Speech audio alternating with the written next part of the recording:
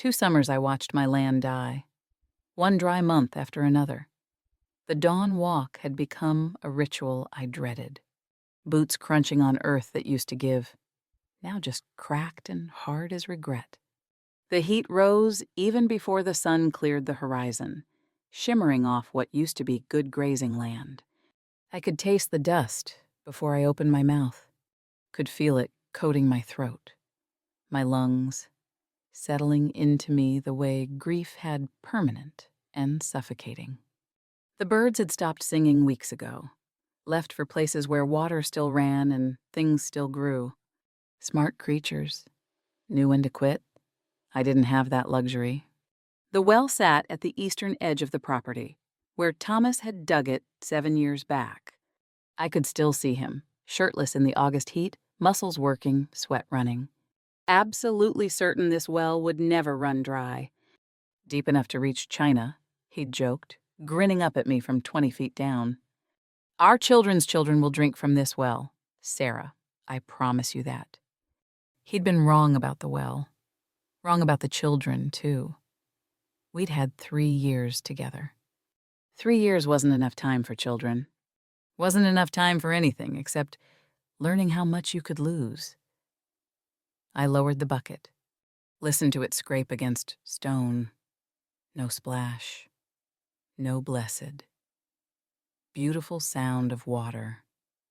Meeting water. Just the hollow clunk of wood hitting bottom. Dry. I pulled the bucket up, stared into its empty belly. My last hope. Gone. I wondered when I'd stopped praying for rain and started just waiting. Waiting for the end. Waiting for the bank to come calling. Waiting for whatever came after you'd lost everything and were still. Somehow, expected to keep breathing. The walk back to the house felt longer than it should.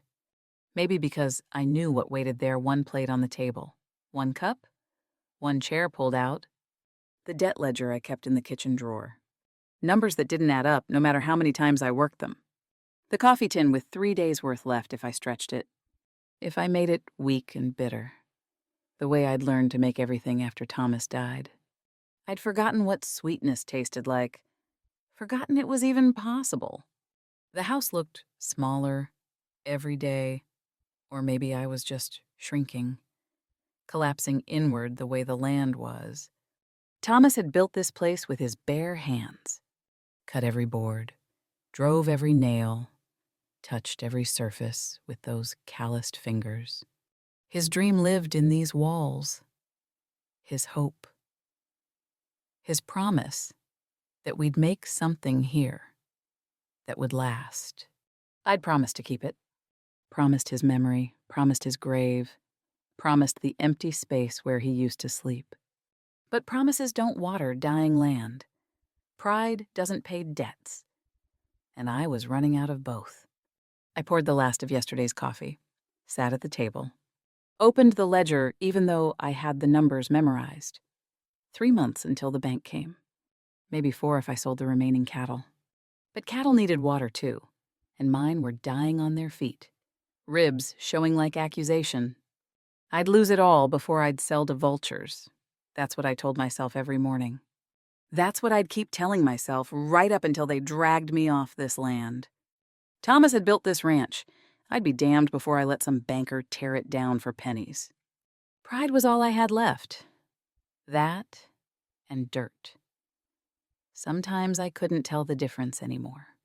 Through the window, I saw it. Dust cloud on the horizon. Someone coming. My stomach clenched hard.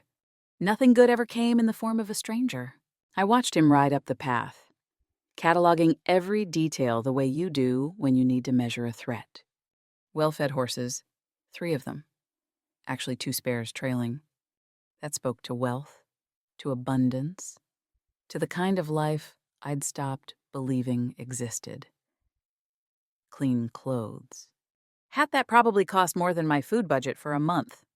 He sat his saddle like a man who owned things. Lots of things.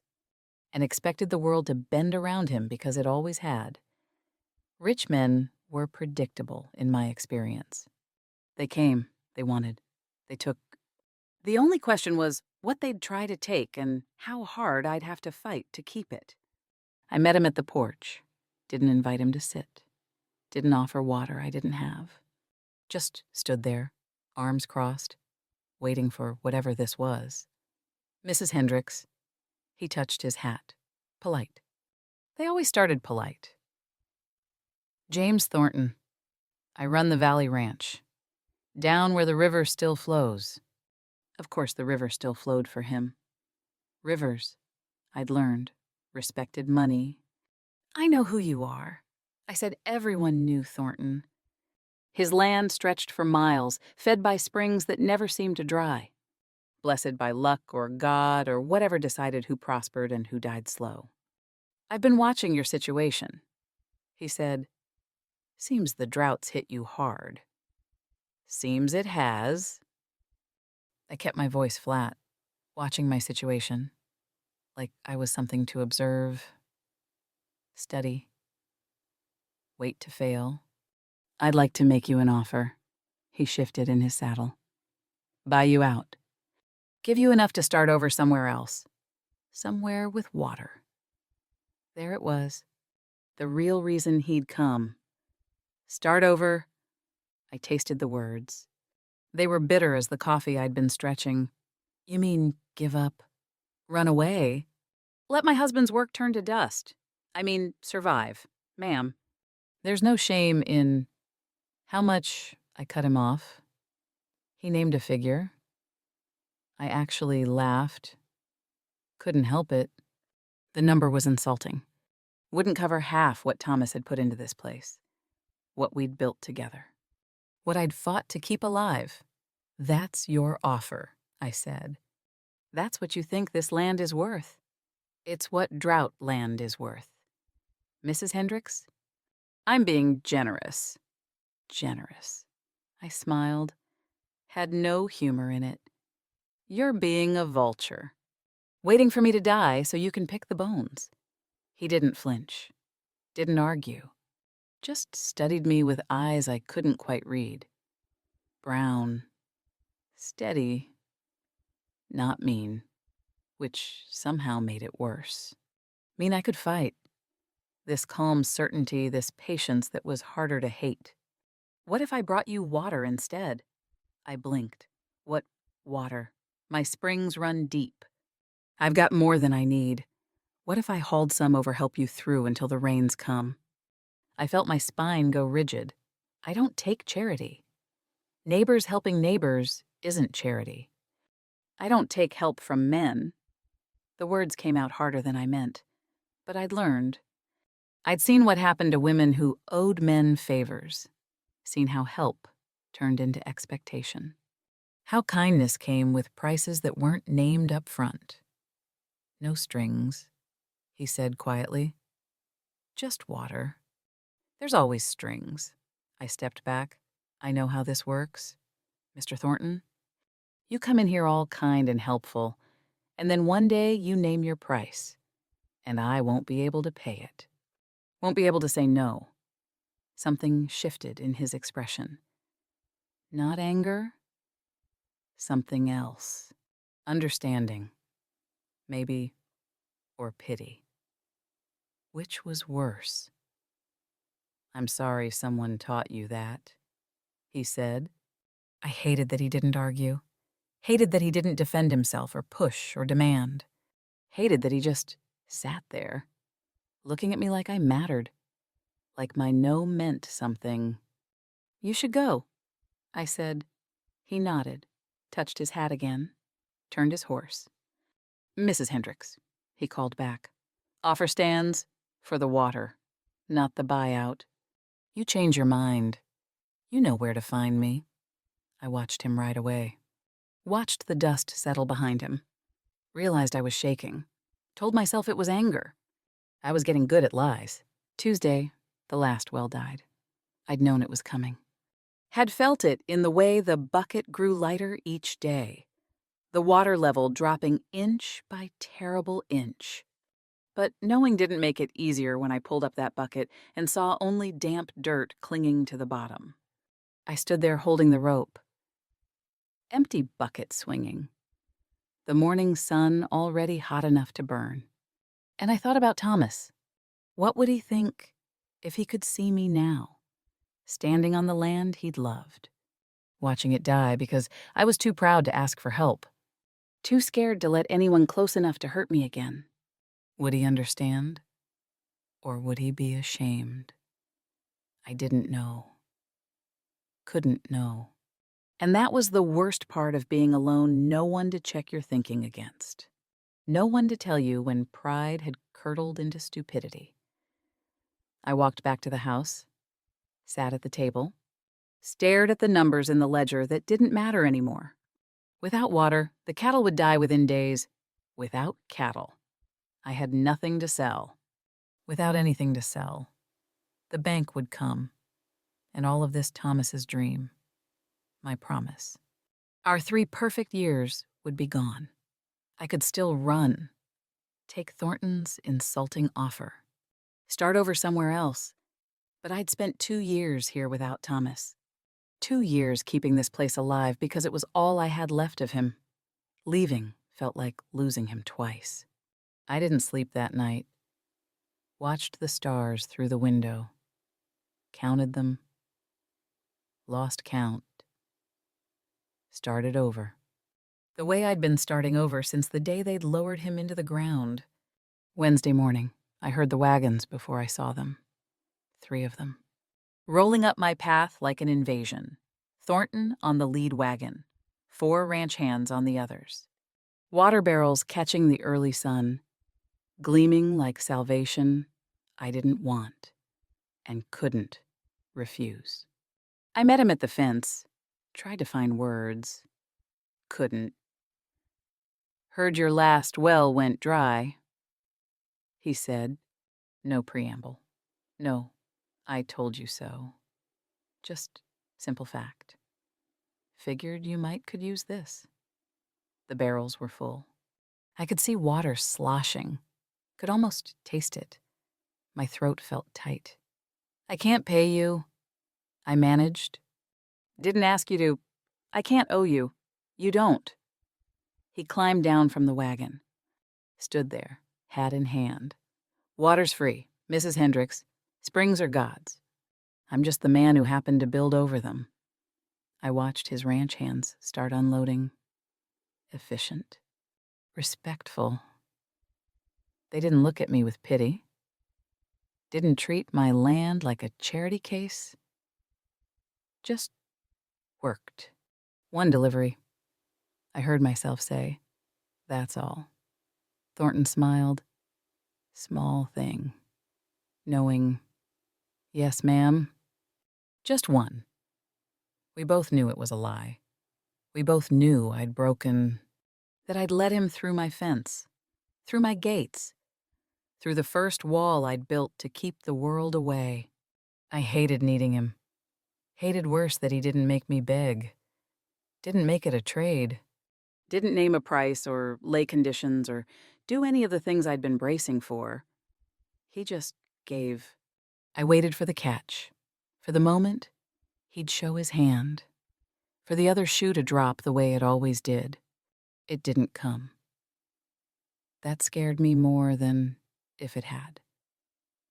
His men filled my troughs, my barrels, watered my dying cattle with calm competence.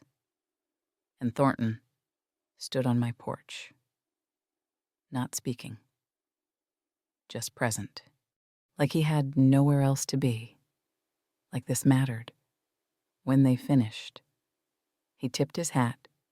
Same time next week, he asked. I should have said no. Should have found pride somewhere and used it to send him away. But my cattle were drinking, and I was still standing. And sometimes survival matters more than dignity. Same time, I whispered. He left. I stood there watching dust settle, thinking I'd let the devil through my door. Dressed him in kindness so I wouldn't recognize him coming. But my land was drinking, and so was I. And for the first time in 2 summers, I let myself believe I might survive this. The Wednesdays became a rhythm I didn't admit to needing. He came with water, stayed to help unload, started bringing other things' seeds that grew in drought, advice about finding underground springs, knowledge he shared without making me feel small for not knowing. We worked mostly in silence at first. I didn't trust words, didn't trust easy conversation, or the way men sometimes talked just to fill space they thought needed filling. But silence with Thornton wasn't uncomfortable. It was just space, room to breathe, to exist without performing. The third Wednesday, I noticed him fixing my fence. Hadn't asked him to. Hadn't mentioned it was broken. He just saw it and fixed it, like it was the most natural thing in the world. I pretended not to notice. Funny how I noticed everything. By the 4th week, he was teaching me to read land for springs. We walked my property. Him pointing out signs I'd never learned to see plants that grew only where water ran deep. The way soil packed different over underground streams. Pressure points where the earth held secrets. Here, he said, kneeling. His hands moved over the dirt, gentle, reading it. Feel this. The way the ground's cooler 3 inches down. I knelt beside him, put my hands where his had been, felt the difference. Slight, but real. That's water, he said. Maybe 8 feet, maybe 10, but it's there.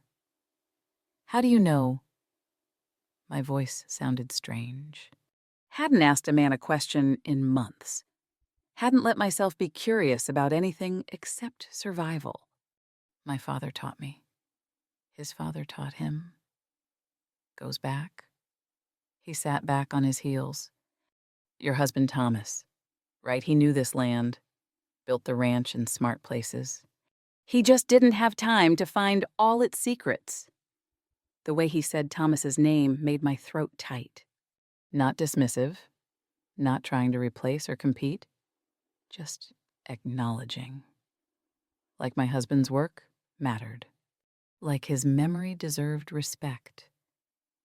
He had 3 years, I said quietly. Wasn't enough time for much. 3 years is forever when it's the right person. Thornton looked at the horizon. And no time at all when they're gone. I studied his profile, the sadness there, the understanding that only came from experience. You lost someone, I said. Not a question. My wife. 5 years back. Childbirth. The baby, too. His voice stayed steady, but I heard what lived underneath. Daughter. Never even got to hold her. We sat there in the dirt. 2 people who'd survived what shouldn't be survivable. The silence between us felt different then. Shared. Like grief recognized grief and didn't need explanation. I'm sorry, I said. So am I. He stood, offered his hand to help me up. I hesitated, stared at his calloused palm, took it. His hand was warm, real, alive. So was mine.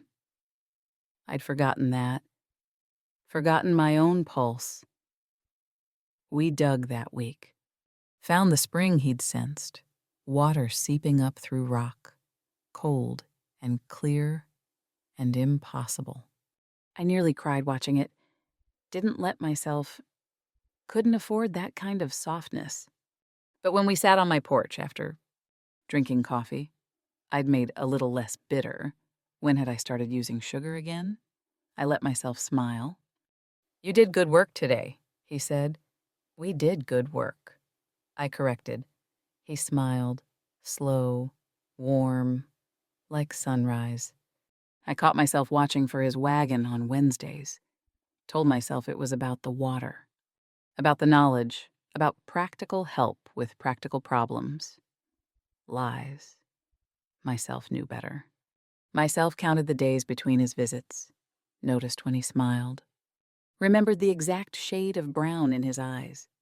The 5th Wednesday, I set out 2 coffee cups before he arrived. Caught myself doing it. Stood there staring at them. Old habits. I told myself, lies. Myself answered.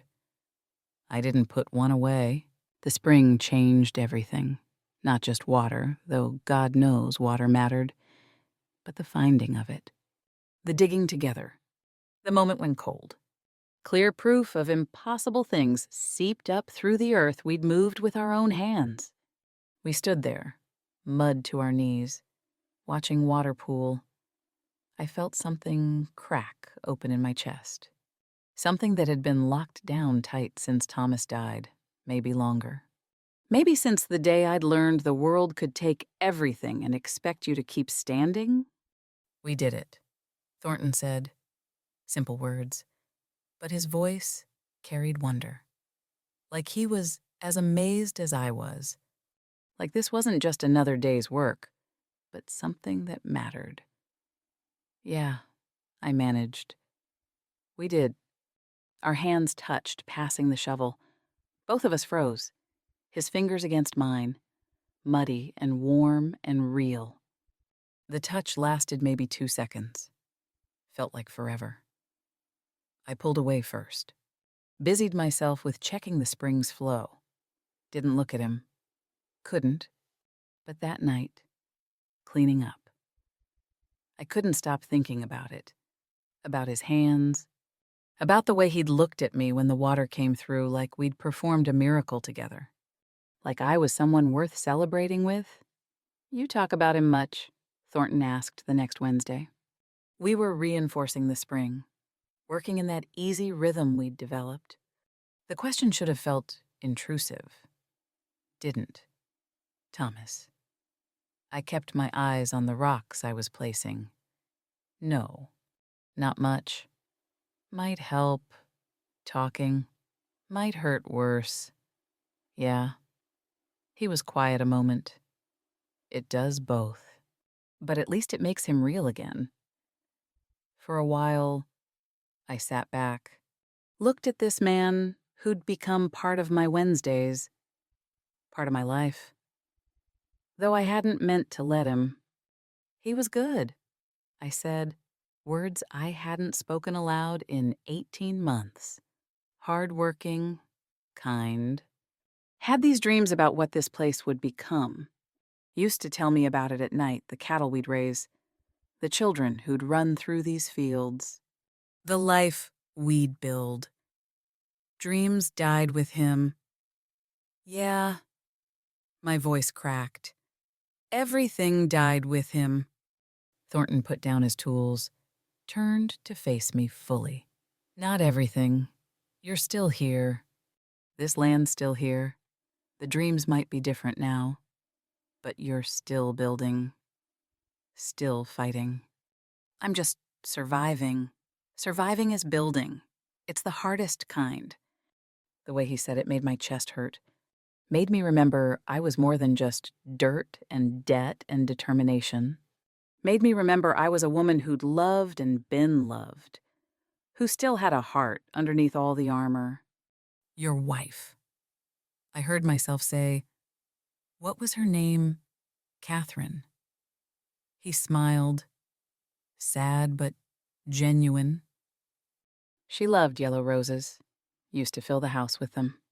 Drove me half mad with the expense. But God, they made her happy. You miss her.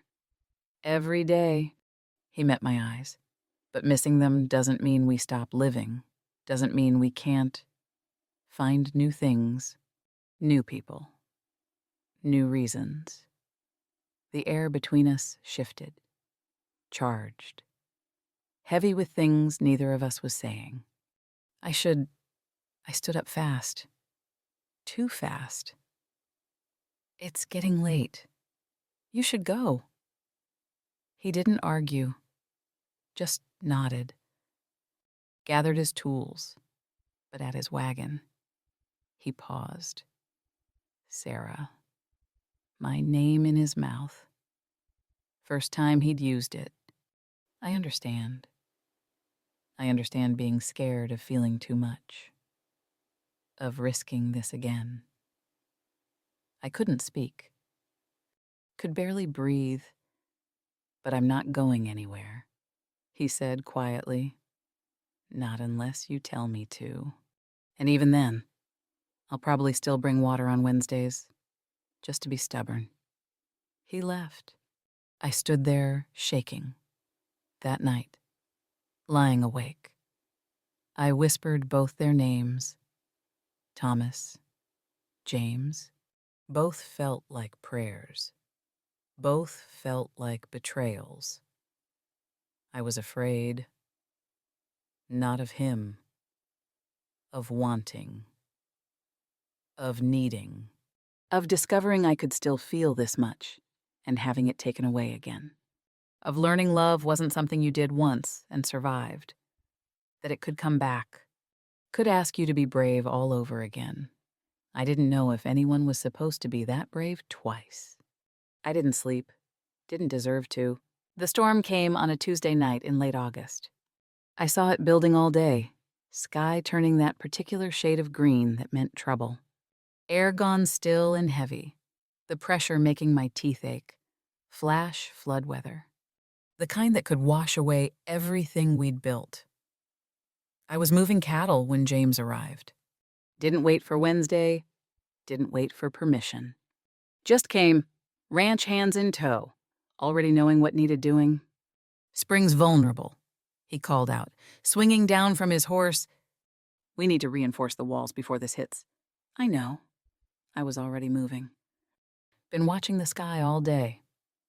We worked as the light failed. As the first drops started falling.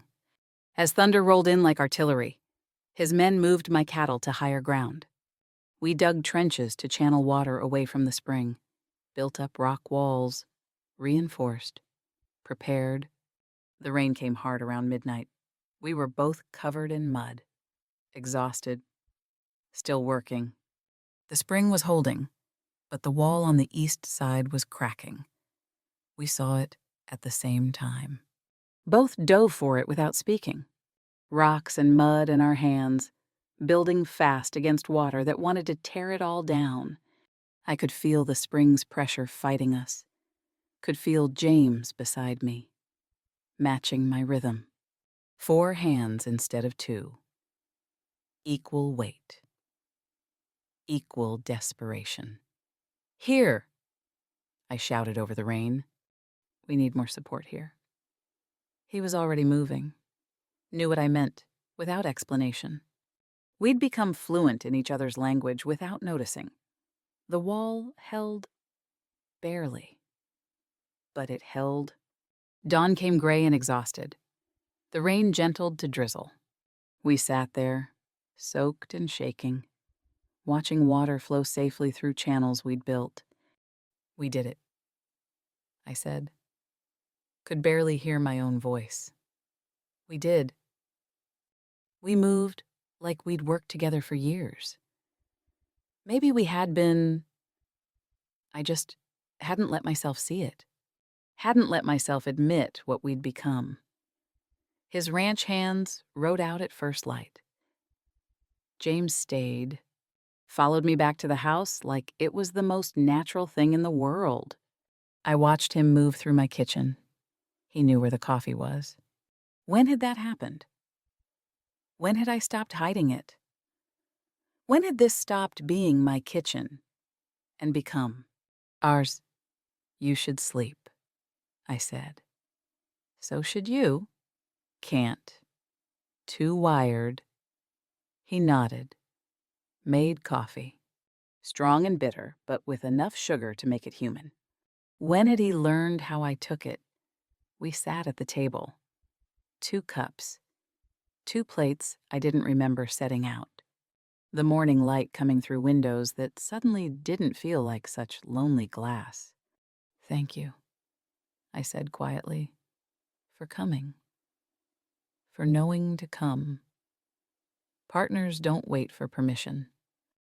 He said it simple, like it was fact, like we'd agreed to this somewhere along the way. Maybe we had. Maybe that's what all those Wednesdays had been, an agreement forming without words. I looked at him across my table. This man who'd shown up uninvited and refused to leave when I'd pushed. Who'd brought water and seeds and knowledge and patience. Who'd taught me to read land and find springs and trust again, even though trust terrified me. Is that what we are? My voice came out smaller than I meant. Partners? I'd like to be... He held my gaze, steady. Sure. If you'll let me, this is what partnership looks like. Not him saving me, both of us. Equal weight, equal worth, holding up the same sky, building things together that neither of us could build alone. He fell asleep in Thomas's chair. The chair I hadn't let anyone sit in for 2 years. I should have woken him. Should have sent him home. Instead, I covered him with a quilt, sat across from him, watched him breathe. I was in trouble. The kind you don't survive. The kind that cracks you open and remakes you and leaves you different than you were. I didn't wake him. Didn't want to. Just sat there as morning brightened, thinking about hands in mud and walls holding, and the word partners settling into my bones like truth. September was approaching. The rains should come any day. And once they did, James wouldn't need to bring water anymore. Wouldn't have a reason to keep coming every Wednesday. Wouldn't have I stopped that thought. Wouldn't let myself finish it. But it finished itself anyway. In the dark hours when I couldn't sleep. When I lay staring at the ceiling and wondering when his wagon wheels had become the sound I listened for. When his absence had started to feel like missing something vital. 8 Wednesdays. That's all it had been. 2 months of water deliveries and spring digging and shared coffee. 8 days out of 60 shouldn't matter this much. But they did. God help me. They did.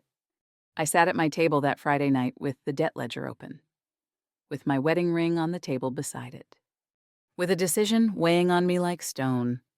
The original buyout offer was still good. James had mentioned it last week. Not pushing, just letting me know the option existed. I could sell, take the money, start over somewhere far from here, somewhere I wouldn't have to watch him right away when the rains came and the reason for staying disappeared. I could run before I was in too deep. The lie of that almost made me laugh. In too deep. Like I hadn't been drowning since the 3rd Wednesday. Since the moment I'd noticed the careful way he asked about Thomas. Since I'd realized he was fixing my fences without being asked. Since I'd caught myself setting out 2 coffee cups before I'd consciously decided to. Loving again meant risking breaking again. I picked up my wedding ring, held it to the lamplight. Gold band worn thin from the years Thomas wore it before me, from the 2 years I'd worn it after he died. I'd taken it off the day I admitted he wasn't coming back, tucked it away like a prayer I couldn't say anymore. Now I held it and remembered. Thomas used to say courage wasn't not being afraid. It was being afraid and doing the thing anyway. He'd been talking about building the ranch, about taking chances on land that might not give back what you put in. He never mentioned what you do when the thing that scares you is happiness. When the risk is not failure, but success. Not loss, but finding something again you thought was gone forever. I'd spent 2 years being half dead, just existing. Just surviving. But surviving wasn't living. Wasn't the same as choosing life. Wasn't the same as being brave enough to say yes when something good came along, wearing muddy boots and patient eyes. What if James stopped coming and I never told him? Never said the things, building in my chest every Wednesday What if I let pride and fear make me small and silent and alone? And one day I woke up and realized I'd chosen emptiness. Over risk, I drafted a letter, accepting the buyout, planning to leave before dawn, before I had to watch him realize I'd run. My hand shook, writing it. Tears fell on the paper, smudging ink I couldn't make myself finish. I crumpled it, smoothed it out, crumpled it again. Pride versus connection, safety versus life, existing versus living. I'd been existing for so long I'd forgotten what living felt like, what it cost, what it asked of you. Memory came unbidden, James's hand on mine, passing the shovel. The way he'd looked at the spring like we'd made magic together. His voice saying partners like it was already decided, like I was already his choice, and all that remained was whether he was mine. Dawn came. Wednesday. Through the window. I saw dust on the horizon. His wagon, right on time, like all the Wednesdays before. I could still run, should run, if I had any sense, any self-preservation, any pride left worth protecting. I walked out to meet him instead. My hand still held the crumpled buyout letter.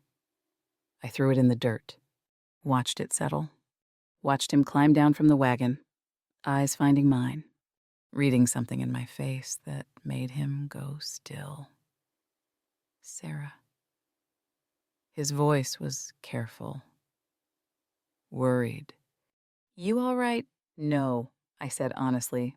I'm not. I'm scared half to death, and I don't know what I'm doing, and I'm terrible at this. At what? At letting people in. At risking this. At being brave enough to... My voice broke. The rains are coming. You won't need to bring water anymore. And I don't know how to ask you to keep coming anyway. Don't know how to tell you that I stopped. Couldn't finish. Couldn't make myself that vulnerable. But he was already moving. Already closing the space between us. Already taking my shaking hands in his steady ones. Ask me, he said quietly. Sarah, ask me. The words wouldn't come easy. Didn't come pretty. But they came honest. I need you to understand something. My hands were still in his. I couldn't look at his face.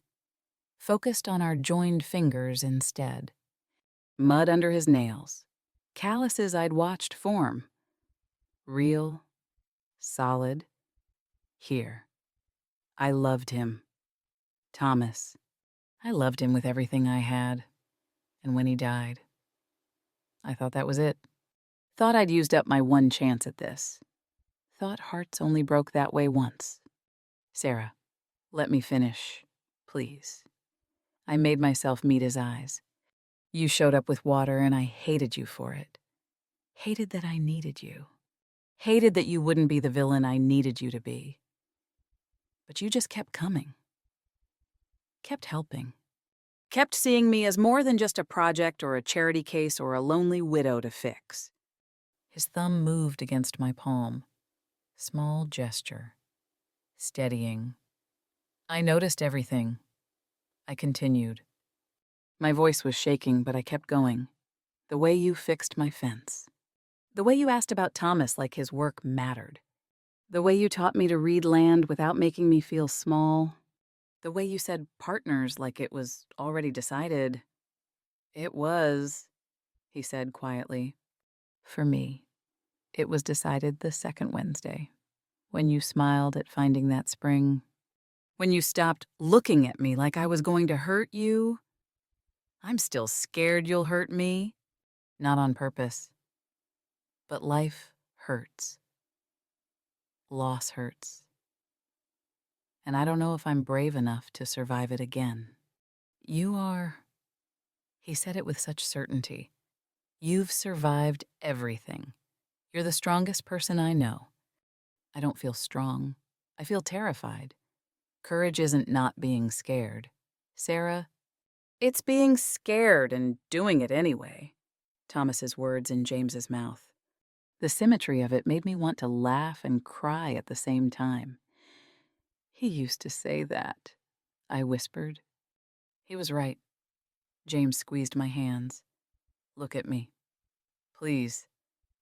I did. Saw his face. Saw everything written there. Hope and fear and something bigger than both. Something that looked like the feeling building in my own chest. The rains are coming, he said. Maybe 3 days. You're right, you won't need water anymore. This whole excuse I've been using to see you every week is going to dry up.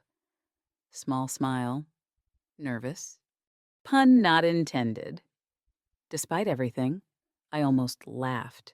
But I don't want to stop coming, he continued. Don't want to stop drinking coffee on your porch. Don't want to stop working land with you. Don't want to stop seeing you smile when something grows. Don't want to stop any of it. My throat was so tight I could barely breathe.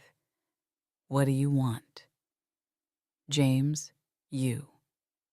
Simple, direct, true. I want you. Want to keep being partners. Want to build things together. Want to sit at your table and watch you set out 2 cups instead of 1 and know that I'm the reason. Want to... He stopped. Swallowed hard. Want to love you, if you'll let me. If you're brave enough to let me try. The silence between us was enormous, filled with every fear I'd ever had, every loss, every reason to say no and stay safe and keep my heart locked down where it couldn't break again. But also filled with 2 months of Wednesdays, filled with hands in mud and walls, holding, filled with coffee that got a little sweeter each week, filled with the slow, terrifying realization that my heart hadn't asked permission before deciding to trust him. What if it's not about needing, I said, words he'd said to me once, turning them back? What if it's about wanting... What's it about then, Sarah? I took a breath. Let myself be brave. Let myself risk everything. Stay, one word, simplest choice, hardest thing I'd ever said. For coffee, he asked carefully, like he needed to be sure, like he was as scared as I was. For coffee, I stepped closer, and then, after that, for whatever comes after. His hands came up to my face, gentle. Asking permission without words. I gave it. Leaned into him. Let myself be held for the first time in so long, I'd forgotten what it felt like. Safe. Alive. Chosen. Sometimes strength means saying yes when help is offered honest. I whispered against his shoulder. Sometimes it means saying yes when love is offered the same way. Is that what this is? His voice was rough. Love. Yeah. I pulled back enough to see his face. I think it might be. I'm not sure. Haven't done this in so long. But I'd like to find out. If you'll be patient with me, I've been patient for 8 Wednesdays. I can be patient for a lifetime. The rains came that night. We sat on my porch watching them fall, his arm around my shoulders, my hand in his. Thunder, rolling like applause for the bravest thing I'd ever done. The land bloomed. So did something between us. Something new. Something that honored what came before without being imprisoned by it. Something that understood second chances were harder than first ones, required more courage, more honesty, more willingness to risk breaking, but also understood they were possible, that hearts could mend. That love could come again if you were brave enough to say yes. I'd spent so long protecting my heart. I'd forgotten hearts were meant to be used. I was using mine now, choosing to Choosing him, choosing us, choosing life. Spring came 8 months later. I woke to sunlight through windows that didn't feel lonely anymore. To the sound of James moving through the kitchen, our kitchen now making coffee strong enough to stand a spoon in. "Morning," he called. "Morning." I smiled into the pillow. Still got used to this. To waking up and not being alone. 2 cups on the table, 2 plates, his boots by the door next to mine. Small things, evidence of a life built together. We worked the land that morning. Checking the springs, we'd found 3 more since that first one. Teaching each other. Learning together. The ranch was thriving in ways I'd never imagined possible. But more than that, I was thriving. Around noon, Martha Patterson rode up, young widow from 2 properties over. Her husband had died in a mining accident last fall. She'd been struggling alone through the winter. "Heard you could teach me," she said, shy. "About finding springs. About making land work when it seems impossible." I looked at James. He nodded, smiled, understanding without words. "Come on," I told her. "Let me show you what I learned." We walked the land. Her, me, James. I showed her the signs, the way plants grew different over underground water, the feel of cooler soil, the language the earth spoke if you learned to listen. She was eager, desperate. I recognized that look. Had worn it myself, not so long ago. "It feels impossible," she said quietly. "Doing this alone? It is impossible." I agreed. "Alone. But you're not alone. That's what neighbors are for." "I can't pay, didn't ask you to," I echoed words James had said to me. "Water's free. Knowledge is free. We help because we can. Because someone helped us once." She cried. I let her. Understood that too. The relief of not having to carry everything yourself. The terror and grace of accepting help. We found a spring on her property that afternoon. Watched it seep through. Watched her face transform with hope. That's what I'd learned. What this year had taught me, accepting help doesn't diminish strength. It multiplies it. 1 person alone might survive. 2 people together can thrive. 3 can change the world.